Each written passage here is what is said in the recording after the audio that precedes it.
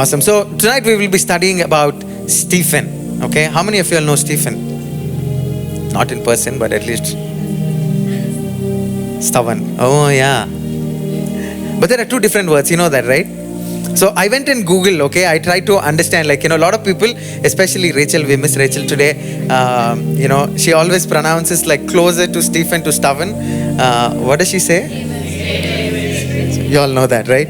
So I wanted to understand if it's the same or different. Okay, it is different. Okay, so when I looked up online, it is definitely different. The meaning of Stephen means a crown, honor, reward, royalty, and fame. When it comes to stubborn, it says worship and praise. That's a beautiful name, right? I was not sure if you were also aware or you also thought it is Stephen. But such a beautiful, name. But anyways, we're not going to study about stubborn today. We're going to spend time studying about Stephen. Okay. So the very first occurrence of Stephen is mentioned in the book of Acts. Okay. It's not there in Old Testament. It's not there anywhere else. But it starts off very first time in the book of Acts. And he's the first Stephen. It's not like, people had a different... You guys want to figure out something, brother and sister? I'm messing with you. Oh God, sorry. So it's an interesting story because it talks about not only about his personality and what he has done, but it also talks about his lifestyle within the 2 chapters that are mentioned about him. It's just 2 chapters. And one of the chapter just talks about his sermon. So basically about him, it's only in 1 chapter, right? And the second chapter talks about the sermon that he preached, the one and only sermon that he preached, and the only one that is recorded, right? And he is mentioned for the first time in the first church, the early church. That is the first church which came together, and I think probably there was no concept of church or Christians before that. And this is the first congregation, this is the first set of people coming together and worshiping, and they become as the first church. So after Jesus' resurrection and his ascension to the heaven, we all know that, disciples come together, they pray, they seek for the baptism of the Holy Spirit. And after that happens, the church is continuing to grow, and the disciples continue to preach the gospel, and many, many people started to follow Jesus. And we are not really sure if Stephen was there during the time of Jesus' crucifixion. We're not sure, or the Bible doesn't give us information about when Jesus was teaching his disciples and many other people. We're not really sure if Stephen was one of the followers or not. It doesn't record anywhere. His first mention is only after the death and resurrection, and even after the baptism of the Holy Spirit, and when the church started to come together. So it could be probably when Peter started to preach, he could be one of those early church members or the disciples who would come and follow Jesus. So he was one of the guys from the early church. And we constantly see that, whenever there is a group, whenever there is a church that's coming together, initially everything goes smooth, right? Everybody has one vision. Everything is like, okay, this is what we want to do. Even among our friendships, like, initially when we start off as friends, everything goes smooth, right? You like everything about them. They like everything about you. And it's like so smooth. But then after a while, things started to pop up, right? Hey, I don't like this about this person. I don't like that about, I don't like how they eat. I don't like how they chew. I don't like how they get dressed. I hate their hairstyle. So some of these things start to crop up. Lord is convicting a lot of people on this side. The Lord is on the move. So a lot of these things come up, right? Because there are a lot of expectations that people have, and there are a lot of difference of opinions that people have, and then all of a sudden they started to question each other. There are a lot of questioning happens, a lot of looking down at each other happens. There are a lot of, sometimes it also comes to a place where it's like, I deserve it, right? I deserve respect, I deserve friendship, I deserve their time, and various other things. And it's very common to happen in church also, right? Because friendships, community, people, that's all makes church, right? So that starts to happen in our churches also, in our youth alive also, in small castles. Everywhere it starts to happen in some seasons and some points of time. And that's exactly what has happened in the early church as well. Like, when people are starting to come together, and then, they're just growing, everything is happening, and then all of a sudden these issues started to arise. So we're going to read from Acts chapter 6. This is the book and some of the verses that we'll be spending some time today on. So chapter 6 verse 1 starts off with saying that, now in those days, when the number of the disciples was multiplying, there arose a complaint among the Hebrews by the Hellenists, because their widows were neglected in the daily distribution. So if you're wondering, like, what these Hellenists, do they belong to the hell? No, they're all Jewish people. They just go by their understanding and faith of, or not faith actually, they're more inclined to embrace the Greek culture, which was more prominent during those times, right? And those are the folks who are considered or called as Hellenists. And the Hebrews are the people who do not want anything else apart from their own Jewish culture, apart from their own their practices, and they're mostly from the region of Judea, right? But if you look at both the Hellenists and Hebrews, they're the same people. They are Jews and they're Israelites. Okay, so they're not even from different places. They're all in one place. They're all from the same background. They all believe in Abraham, and they all come from that same lineage and that family, right? So, but we see in this verse, that verse 1, when the disciples started to come and the church started to grow, people started to complain. Complain about what? It's mentioned in the scripture only. Mentioned about distribution. What was being distributed? Food distribution. Yeah, I think it's mentioned in a different version. In this translation, it is not there. But it starts about, and or the issue that they were having is that, there was some injustice, there was some partiality that is being done. Some sect of people were taken care of well, when compared to the other folks, they've been neglected. So that was the complaint that has come, or that's the problem that they brought it to the elders of the church, right? And ideally, what do you expect? Whenever issues happen, you expect the pastor of the church to come to the occasion, solve the issues, right? Figure out things, whatever is happening. Hey, this is wrong, that is wrong, and all of that, right? So exactly same, they were expecting a solution from Peter and the rest of the disciples, and that's the reason they surface it to them, right? So Peter being a Peter should be very nice and guys, come here, let's talk, let's have a counseling session and solve the issue, right? Verse 2. Then the 12 summoned the multitude of the disciples. Multitude, okay? Multitude means a lot of people. Multitude of the disciples, and said, it is not desirable that we should leave the word of God and serve tables. What are the disciples saying? They're like, do you guys want me to tackle these issues? Like issues about food, issues about distribution? Are these the things that you want us to focus on? By leaving our ministry, by leaving the word of God and do this. But such harsh, no? Whenever issues arise, pastors are expected to take care of things, right? That's the reason the congregation were looking up to him. In fact, the first church had the leverage of having 11 or 12 disciples, right? Which means 12 pastors they had. Big congregation. At least one person can take up the responsibility, right? One person is teaching, one person is fasting, one person is praying, the other person can solve these issues. But they were like, no, we will not do this.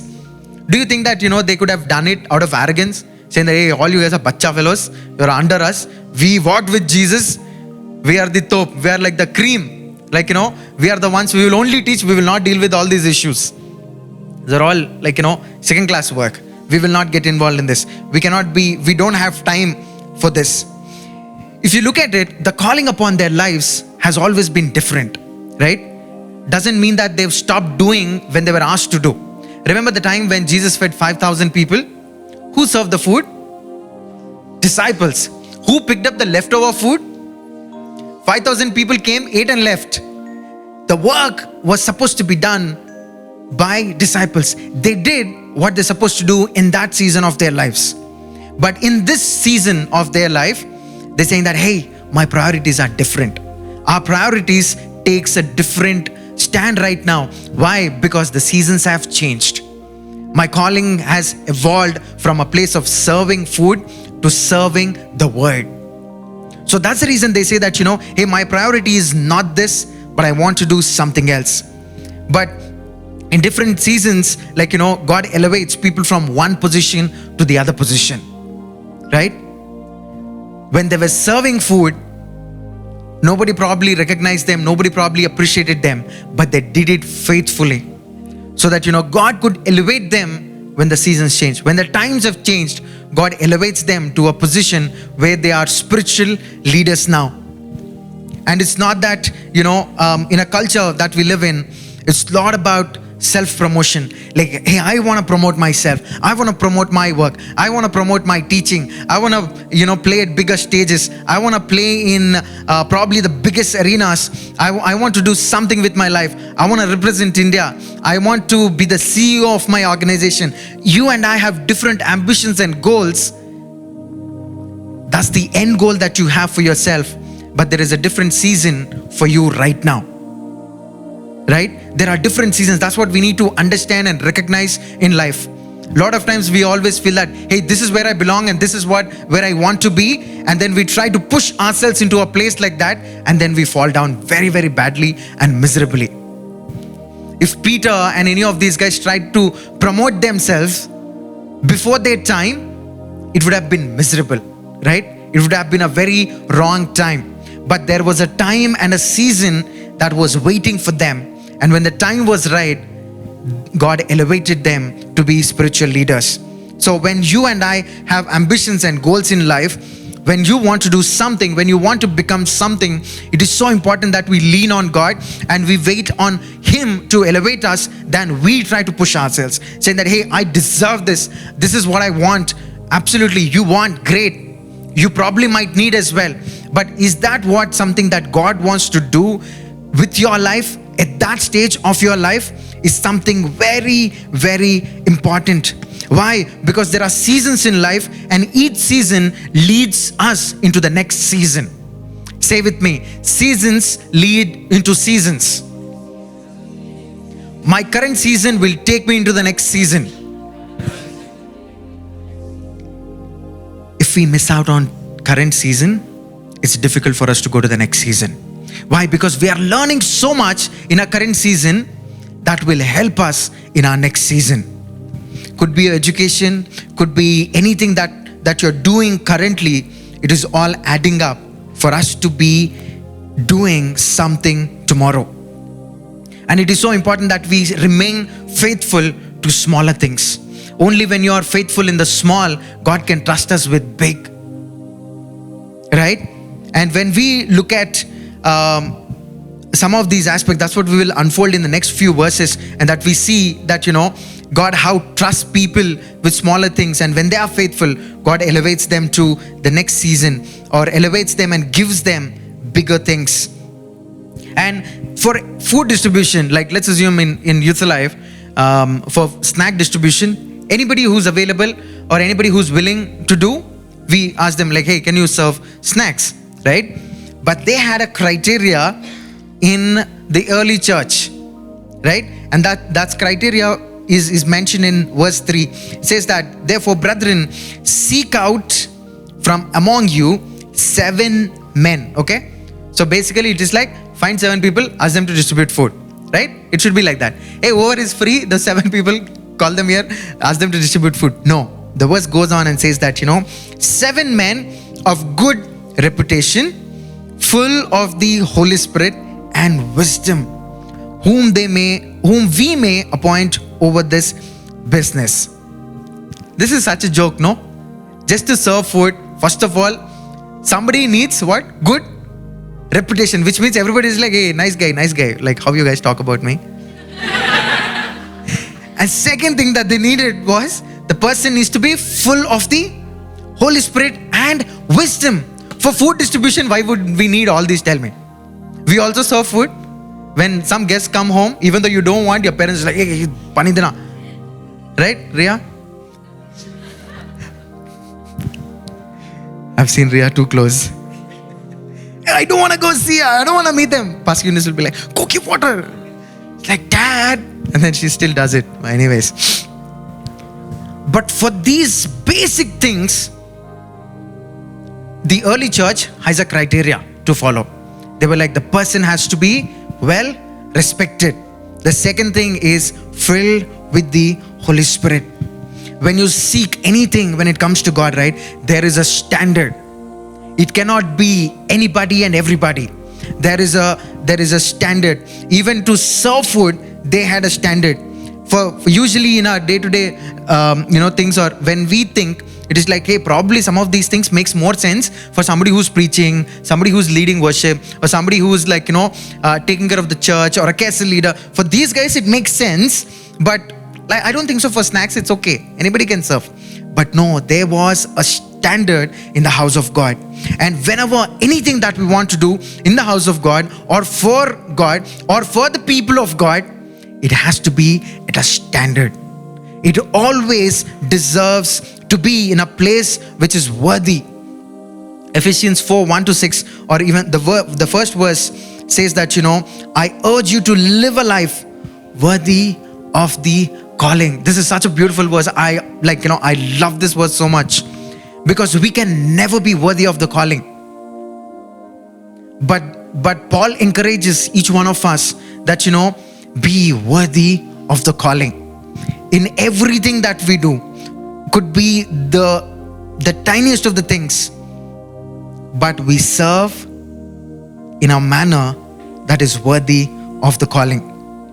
And when we look at these 7 folks, right, who've been identified, they were, verse 5, chapter 6 and verse 5.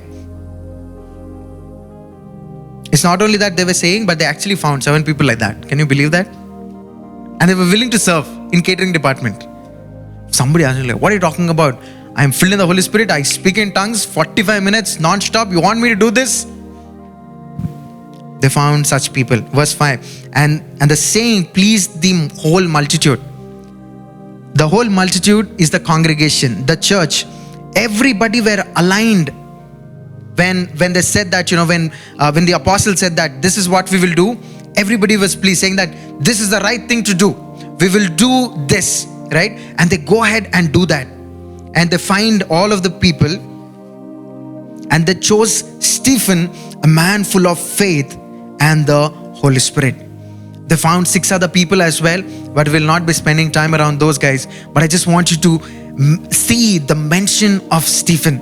Only for Stephen, it says that, a man full of faith and the Holy Spirit. It was so beautiful that, out of so many people, out of the 7 people who have been identified, one man has this title with him, saying that he is a man of honor. He's somebody who's filled with Holy Spirit. He is somebody who's full of faith. Verse 6, whom they set before the apostles, and when they had prayed, they laid hands on them and assigned them the job and the responsibility to feed the widows. It's not even like, feeding the apostles. It's not even like feeding the main worship leaders, some of the top guns. No, it's feeding widows. Widows were the most neglected people of the time. And the reason church was taking up the responsibility to feed the widows was because there was nobody to take care of them. There's somebody who was last in the order. Nobody bothered about them. Nobody cared about them. Hence, the church takes up the responsibility to take care of them. It's from the Old Testament, as per the temple norms, the temple is supposed to take care of people. But the minute people have started to believe in Jesus, the temple and the Pharisees and Sadducees, they stopped supporting the Christian widows. That's the reason the church comes together and is like, hey, we will support, right? So these are some of the neglected people, and to take care of them, the responsibility is given to people of honor, people who are filled with the Holy Spirit.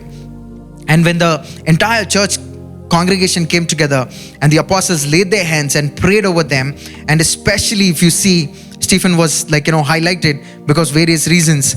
And when we see that, he had wisdom, he had the anointing of the Holy Spirit, he was a great guy. Ideally, he was probably an affluent speaker as well, alongside the apostles. So everybody must be like, Stephen, pagal ho gaya kya? Why are you signing up for this? You're better than Peter. Look at that fellow. These guys are illiterate. You studied. You understand so much. Why are you even signing up for something like this? This is not something that you could do. Probably you can do, but why do you want to do this? I'm sure so many people must have even, why are you even signing up for this? This is not of your value. This event is not of your value. This is too low for you. You cannot do something here. But he submitted to the leadership of the apostles. It's like, no, this is what is the expectation right now. This is the need of the church. So I will submit to the leadership of the apostles. They said that, sir, you asked me to serve the food, I will serve. Sir, you asked me to clean the table, I will do. I will do everything that you asked me to do because I want to honor God. But my skill set is different. I can play 5 instruments simultaneously. But what is being called? What is being asked? What is the need that is there that you're signing up for? And we see that, while Stephen was capable of doing many things with his anointing, with the skill that he had to speak and various other things, he submits to do something very, very basics. He keeps his capabilities, his skill set back and say that, whatever you ask me, whatever the church leadership asks me, I am going to do that. And that's what he does. And instead of his own things, right? Ideally, somebody corrects somebody and they're like, I quit this church, I start my own ministry. Oh, these guys don't put me on the team, I'm starting my own band. We will tour across India, preach the name of Jesus, sing gospel songs, release 5 albums, 10 albums. We see so many things happen in our current generation, in our current culture. There's so much of disobedience. There is so much of arrogance. There is, no submission. It comes from a place of dishonor. It's not that, they're just arrogant and they're just upset about, no. It comes from a place of dishonor. It comes from a place, the lack of the anointing of the Holy Spirit and the dwelling of the Holy Spirit in somebody. It's an outward expression of what is inside. Because even though Stephen was so full of the Holy Spirit, he had such great wisdom, great understanding, great faith, he never disobeyed what the leadership has asked him. How did that happen? It's not that he was such a humble man. No, it just translates so clearly. The fullness of the Holy Spirit in him is making him make such bold, making him take such humble decisions to serve leaders who are not even graduates, who are not even educated people. But it's like, no. For me, what matters is serving God. For me, what matters is as long as I am serving the people of God. No title, no recognition, nothing. Don't give me anything, but I will still choose to serve. And that's what has been so evidently seen from the life of Stephen. Let our anointing never make us prideful. This is where, most of the younger generation kind of struggles with. The minute we realize that, there is anointing over our lives, that God moves powerfully when you speak, when you pray, when you preach, and then we started to feel that, hey, I can do it all. I'm somebody else. I can do it all. The minute that comes in, pride takes over and the anointing is gone. And then we try to strive and do things on our own. And that's we don't want that. We don't want that. Even if we're doing dishes, we'll do it with the anointing of the Holy Spirit. Even if we're doing some basic chores, we will do in the fullness of God. Not with our own understanding, not with our own flesh. Because the day pride takes over, your anointing is gone. The day pride comes in, Holy Spirit cannot function anymore through you. He can do great and mighty things, but our submission will help us do things as per His will, as per the calling that He has placed over our lives. Couple of things that I want us to know is that the anointing that's upon you is not yours. Know that, okay? It's God's. He's given it to us, right? And we are not owners of this anointing. We are not owners of His church. We are just servants. So whenever you think of servant, right?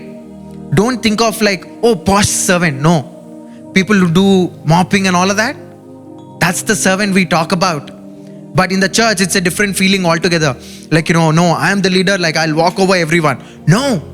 The greater God elevates you, the greater position that God is giving you in your own walk, the greater revelation that God is giving you when you're reading your Bible, or even as a class monitor, or being just a captain for your team, there's a greater responsibility on you. By doing what? To serve your team. No, I'm a team captain, I will boss around, they have to listen to me. Wrong leadership style. Jesus never taught that. And we don't see that in any of the other disciples as well. We see that, Stephen, even though educated, great guy, an amazing speaker, submits to the authority of the leadership. He continues to serve. He takes care of the widows. He takes care of the people. He does everything that's asked of him. And when he does that, verse 8 says that, and Stephen, full of faith and power, did great wonders and signs among people. When did this happen? Oh, he got a pulpit, he preached from there, then all of these things happened. No, when he's serving in the food area, when he's serving the widows, when he's cleaning the tables, when he's feeding the people, God is moving. God is doing great things. It says that, he did great wonders, signs. If only he thought that I am a preacher, I only belong to the temple. When they put a nice stage, I will go and preach. God is like, the pulpit is never coming. The stage is never coming your way. Why? Because throughout the life of Stephen, we see that, he never had an opportunity to do anything. In the next, another chapter, it's just 2 chapters of his life. He never got an opportunity. But what God gave him a responsibility to take care of some people. And when he did that, God moved powerfully. What does it mean? You need not be in a specific place, in a position and in a place of authority for God to move, for God to function. No. Whatever God is asking you to do, wherever God is placing you, that is the place where God will use you. Oh, it means that, I need not be on worship team to serve God. If that is not your calling, probably not. Oh, just by putting chairs and wiping them, am I serving God? Will signs and wonders happen? Yes. Because when this man is with widows, the most neglected sect of people, when he's serving them, God is doing signs and wonders. And the scripture is like so constantly, whenever Stephen is mentioned, it says that full of faith and power, full of faith and power. And that's the reason God used him to do some great wonders and signs. And if we see, before that, he had not done any wonders. Before that, there were no wonders, no signs, nothing. It just said that, Stephen, who was full of faith and power. That's what was mentioned. But when he submitted to the leadership of the apostles, when he started being faithful to what is being given, after that we see things happen. Till then nothing happened. He was just another guy in the church. But when he was faithful in serving, God elevated him. God elevated him by moving through him, by doing things through him. Oh, but he was never recognized. He never became an apostle. Nobody ever put a garland to him. No, but he did great things. If you see in the 11 of the apostles, probably 2 or 3 of them we see doing great things, right? Which are recorded in Bible. I'm sure they did great, mighty work. But about Stephen, it is mentioned so beautifully. He was filled with Holy Spirit, with power and with wisdom. How did that happen? Because of his obedience. Because he was willing to submit. He was willing for God to use him. Either you can be in a place where you want and God not using you, or you be in a place which you don't like, which you personally, that is not your first preference, but you stay there and God using you. That's what fulfills our calling. That's what is so fulfilling to our lives. When you look at Peter, we see only in the book of Acts where he is respected as a leader, where everybody looked up to him, saying that, hey, this is Peter. He's a great guy. He's preaching. All of a sudden, 3,000 people come and follow Jesus, right? So many things are happening. But what we don't get to see is the 3.5 years of his humility. When he stepped out of the boat saying that, Jesus, can I come? Can I come? Can I walk on the water? And when he drowned, all his fellow disciples must be like, Arey, faltu fellow. Every time he does like this. He should have been with us, no? Just, he was looked down upon, right? When he was questioning God, when he betrayed or when he denied Jesus, not once, twice, thrice, all his friends must be like, Arey, what, Peter? What's wrong with you? But then he stayed consistent. He followed. He was like, okay, I messed up, but he came back. Oh, I messed up, but I come back. Lord, I am drowning, but please save me. Just pull me back up. And every single time when he reached out, God brought him back. God, restored his position. And every single time he had done that, he continued to grow. He continued to grow. He continued to grow. And to a place. And he only became a leader, and God elevated him after Jesus left them. Probably, all those 3.5 years, he lived under the shadow of Jesus. But now God elevated him to be a place where he's leading thousands of people. Thousands of people. Thousands and thousands of people just getting added. How? Because he was faithful to the little things that they were asked to do. God, I'm your disciple. Jesus, I'm your disciple. How can I pick up this leftover food? How can I remove these tissues? How can I mop the floor? No, they were faithful in doing everything that was asked of these disciples. They've done faithfully. Everything that has been given to them, they've done it faithfully. That's the reason when a season and a time had come, God elevated them to be leaders of the church. And on their shoulders, the early church was built. God used them as founding pillars. Everything that they taught, everything that they did became an example. Hey, this is how Peter, this is how he goes into a temple and heals a beggar, heals a leper guy. That became an example and a standard for people to follow. Such an educated people, they're coming to Peter and Peter is like, oh, you will do the dishes. They're like, sure, sir. How did God elevate him to be a position of authority and influence? Because he stayed faithful in the season when he was supposed to be faithful. When he was given smaller things to take care of, he remained faithful. Hence, God elevated him in the time when it was ready for him. Stephen, while he knew the anointing and the calling over his life, he stayed humble. He served at the tables. Even though he's knowing that, I can do better, I can preach better than Peter, he's like, no, my time has not come. Probably his friends is like, what are you doing, man? Go start off, do something of your own. He's like, no, my time has not come. My time is now to do this. I want to clean tables so well, so neatly that people is like, hey, I want to sit at a table where Stephen has cleaned. Which is the table that Stephen is taking care of. I want to be there. I want to sit at that table. I want to eat at that table. When I am receiving something, hey, I want to receive from Stephen. Why? He does a brilliant job at what he does. He packs it well. He ensures that, those are new clothes. Those are fresh food. He is so mindful of what he's doing. So I want to be where Stephen is serving. Stephen does with such excellence. He does with such honesty, knowing that, this is my place. This is where God has called me. I will do it all with honesty. I will do it all with complete faithfulness to the leadership that God has placed me under.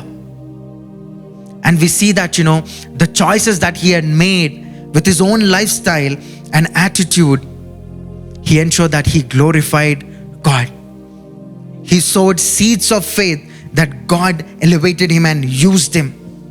And in everything that you and I do, starting from what we dress to where we go, the friends that we have, the conversations that we get indulged into, the food we eat, the drinks we drink, the places we party, the movies that we watch, in everything, every single time you do anything, I want you to question yourself, is this going to glorify God or not? Is this just going to be me, my flesh, I'm going to have a great time, have fun, or I belong to Jesus? Each one of you have come so far.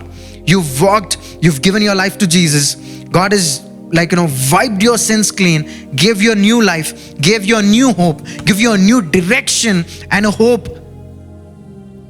And now is the time when you look back and say that in everything that I do, does this glorify God? Does this glorify God? Does this bring a smile on Jesus? Or is it that, I'm just doing for my own joy, for my own happiness? Am I doing it all for myself? That's a place that we need to be in. That's a question that we need to ask ourselves. Otherwise, it's very easy for us to drift away at this place. Remember at the beginning, verse 1, when the church came together, when they grew, what happened? Divisions started to come. People started to have difference of opinions. People is like, hey, I do this. Why? Because they started to act in flesh. This is the best thing for me. This will probably gain me more followers. This will put me in a better place. This will put me on a stage. This will give me better publicity. When we start to look at things with our own flesh, we miss out on the calling that God has placed over our lives. It will no longer be about God, but it will just be about you and yourself. And the minute our eyes move away from Jesus and look inwards, we're no longer serving Jesus. And no longer can God use our life to glorify His name. And it'll be a waste if we do everything. We do 10 conferences, 10 concerts, we do whatever we do. And if we do it all for our own glory, I'm not saying that, ever we stand on stages at the I do it for my glory. No, we will always say, God, this is for your glory. But if it is not in your season, if this is not as per His will, then it all falls back. And it will only lead you into a place of disobedience. It will only place us in a place of rebellion than following God, than doing what He's expecting us to do. Stephen did great wonders and miracles. Why? Because he stayed in the will of God. Without that, he could have been just miserable doing whatever he must be going out preaching, coming back. Is that, hey, I've healed 5 people, 10 people, or doing all that facade. But no, because he stayed faithful, God did wonders. God did miracles and signs among people through him. And God elevated him. Before that, there was no elevation because he didn't try to promote himself. There was no self-promotion by Stephen. God is like, hey, it's my job to elevate you. It's my job to promote you. It's my job to take you to the place of honor, of respect, of elevation. But when we try to push ourselves, we miss out on it. We miss out on it. God wants to do that for us. God wants to elevate us. God wants to give us that, that attention, or that, whatever you're trying to achieve, a position of power, God will give if we remain faithful in our current season. When he remained faithful, when he continued to serve God, we see that, in the following chapters, he goes ahead and preaches in the temple, and people starts to question him. Verse 10 talks about they were not able to resist the wisdom and the spirit by which he spoke. These are the religious leaders. They had better understanding of the scriptures, but these guys couldn't understand. Then, in fact, they were not able to resist. Like, how much wisdom does this guy have? And where did this wisdom come from? From his submission, from his obedience to the authority of the church. And the entire people, all of them just plot against him, and then they bring some false witnesses who go ahead and speak against him. And verse 15 says that, and all who sat in the council, looking steadfastly at him, saw his face as in the face of an angel. People saw God in him. People saw, they saw Stephen as an angel. Followed by that, it'll be his one sermon that he'll preach. And in fact, that sermon will cost his life. After that sermon, he's been pulled away, and people throw stones at him and kill him. Chapter 7, verses 54 and 56 says that when they heard these things, they were cut to the heart, and they gnashed at him with their teeth. But he, being full of the Holy Spirit, it is so beautiful. Wherever you see the reference of Stephen, it says that, was full of the Holy Spirit. Constantly. This is the last few probably minutes of his life. It says that, but he, being full of the Holy Spirit, gazed into heaven and saw the glory of God, and Jesus standing at the right hand of God, and said, look, I see the heavens open and the Son of Man standing at the right hand of God. Till this time, nobody had that honor. Nobody had that privilege of seeing Jesus next to the Father. Nobody had that privilege. Nobody had that access. Not the greatest of the apostles, not the disciples who journeyed with him for 3.5 years. No, just this guy had the privilege of seeing Jesus with his eyes. He's seeing Jesus standing next to the Father. He had that beautiful privilege, and saying that he's amazed. And he's saying that, hey, look, this is a reality. This is how heavens look like. Nobody could see it. Till this time, nobody. In Revelations, John sees some of the things, which is almost like after 70, 80 years later, what Stephen had seen. He was the first one to see things of the heaven. God is willing to show you the things that he has never shown to anyone. God is willing to do things with you and with your life that he has never done for anybody. But it comes with submission, comes with obedience, comes with sacrificing ourselves, our desires, our flesh. Verse 57 onwards, it says that, then they cried out with a loud voice, stopped their ears, and ran at him with one accord. And they cast him out of the city and stoned him. And the witnesses laid their clothes at the feet of a young man named Saul. And they stoned Stephen as he was calling on God and saying, Lord Jesus, receive my spirit. Verse 60, then he knelt down and cried out with a loud voice, Lord, do not charge them with this sin. And when he had said this, he fell asleep. He, being in that place, he didn't cry out and say that, why me, God? What have I done? I've served faithfully. They've asked me to take care of the widows. I've been doing it great. You've been moving powerfully whenever I'm speaking. I'm doing that, all of that with everything that you've given me. I am doing it all.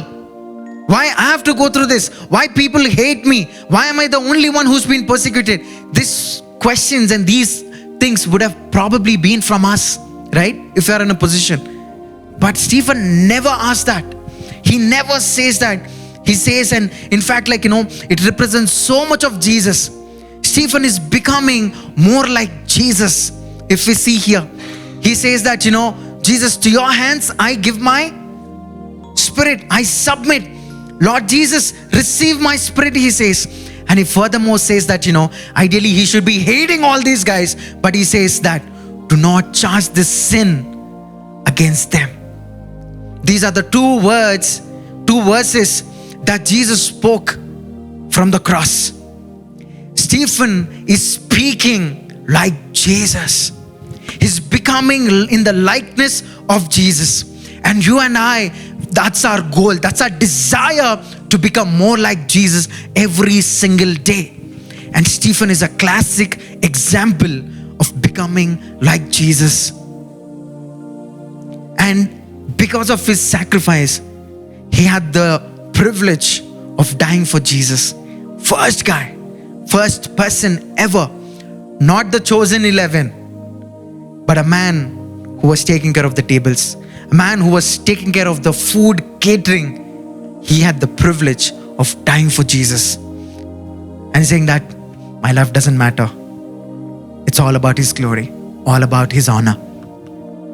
And in scriptures later, we see that, because of this man's obedience and the way how he faced all of this and died, Paul comes to power. God is elevating Paul and he becomes the greatest apostle of all time. But But it started, Saul's name is mentioned for the very first time here. When he's looking. In fact, he's the official recorder saying that, hey, we stoned this guy and he's dead. He saw such gruesome thing, but his life sowed a seed. Stephen's life sowed a seed for Paul to become the strongest apostle of all the time. His life, his sacrifice led for the next years when Saul gives his life to Jesus and follows Jesus.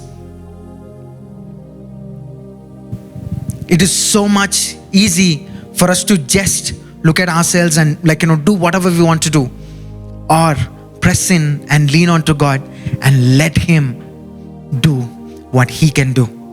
Does it mean that, probably I may not get stage, probably I may not get the visibility, probably I may not get to do some of the things that I want to do in my life? Let me tell you, it's all worth it as long as we're in the will of His. As long as we're in the will of Jesus, it's worth it. It's worth it. Stephen never got a stage. Stephen never got a visibility. But you and I have so much to learn from him. He was somebody in current generation, when everybody wants to promote and do things and be celebrated, Stephen is like, I don't want all of that. I don't want all of this. This is all facade. I don't want it. I want to be in the will of God. And that's what you and I are expected to do if you want to stand against the culture. If you want to counter the culture, what is happening, this is how you do it. You do it the Bible way. You do it by the legends who've gone ahead of us, by following their lives, their examples, and saying that this is what the culture is doing. I don't want to do it. I will not do it. I will do what Stephen had done. I will do what Aaron had done. I will do the things of people, the men and women who'd gone ahead of us, that God has used. They're simple people like us. Trust me, they are simple people like us. But God used them and they submitted to the leadership of God, so that God could make their lives be an example for so many generations. Probably some 200, 300 generations ought have passed on. But still, we have so much to learn from the life of Stephen. Amen. And I want us to be people of not self-glory, not self-promotion, but we will be like, God, we will do whatever you want us to do. Not a show, not a thing, but you and your glory alone. Amen. Amen. Can we all close our eyes? If there's anything that, which has been taking a lot of attention, or where you are, where you've been stressed about, like, God, why not me? God, why does always others get picked over me? Why does others get the visibility than me? Why is it always others, never me? And I'm sure some of these things have happened in our lives. It constantly happens in each one of our lives. We go through it on a daily basis, on a weekly basis. But can we ask God, Lord, none of this matters. If there are no friends, if nobody wants to be my friend, I'm fine with it, God. I am fine with it. If I have to be that one alone person standing for the values of yours, of the things what I'm not supposed to do, of the things that I don't have to sign off on, I don't have to agree upon what people are saying, Lord, I'm willing to stand there. I'm willing to be against the entire crowd, but I want to be in your will. I want to be in a place which glorifies your name. Nobody else, not even myself, Lord. And I don't want to glorify myself. I don't want to elevate myself. But Lord, I want to be submitted to you, so that you will find the joy of elevating me. You will find the joy of raising me and pushing me to the next level, pushing me to the next season.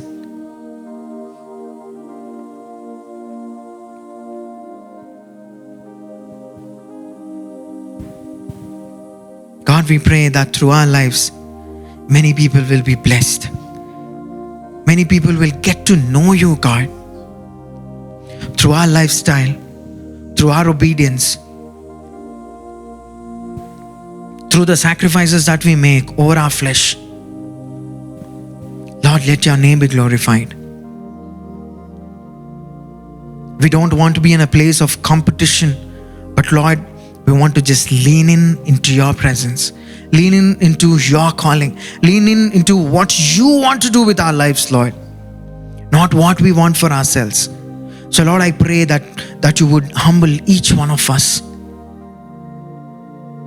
Lord, help us not to be prideful, not to be boastful, but be humble.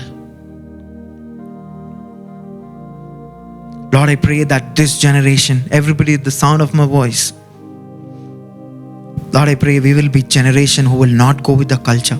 We will not go with what is common, what is okay in this generation. But Lord, we will be Stephens of our time, Lord. People who will become like Jesus.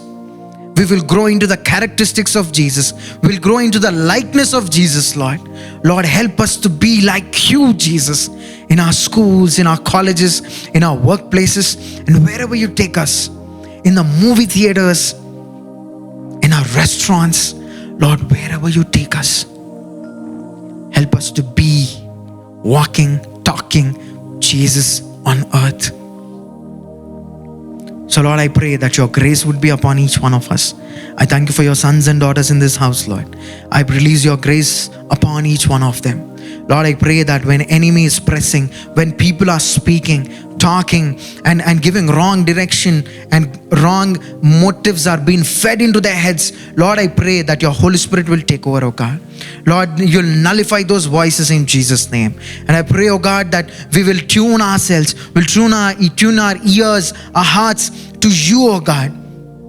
God, I pray that each one of us will be filled in the Holy Spirit. We will be full of the Holy Spirit. We will be full of the wisdom, oh God. I pray, oh God, when they sit down to read word and pray, Lord, I pray that you would give them your grace. Help them to understand the scriptures. Help them to understand the anointing, oh God. Help them to understand the calling upon each one of their lives, oh God. I pray, Lord, that this generation will be different. That each one of us will be different, oh God, for your glory's sake, for your name's sake, oh God. I pray, Jesus, that each one of them will be radical in this time, in this season, oh God. Lord, so that you could use them, the future, for your glory, oh God. I thank you for each one of them, Lord. I pray, oh God, that none of them will be lost. None of them will lose what you've deposited in their hearts tonight, Lord. But Lord, they'll water it by prayer, by fasting, by reading your word, oh God. I pray, oh God, that you'd put an unquenchable thirst and fire in their hearts to read your word, to pray, and to meditate upon your word, Lord. I pray, Lord, that you become real to them and they will carry your presence wherever they go, Lord. I pray for humility. I pray, Lord, they learn to submit to your voice. And Lord, I pray that they will remain faithful in this season so that you can take them to the next season. I release your grace and your blessings upon each one of us. We love you, Lord. In the name of Jesus, we ask and pray. Amen. Amen.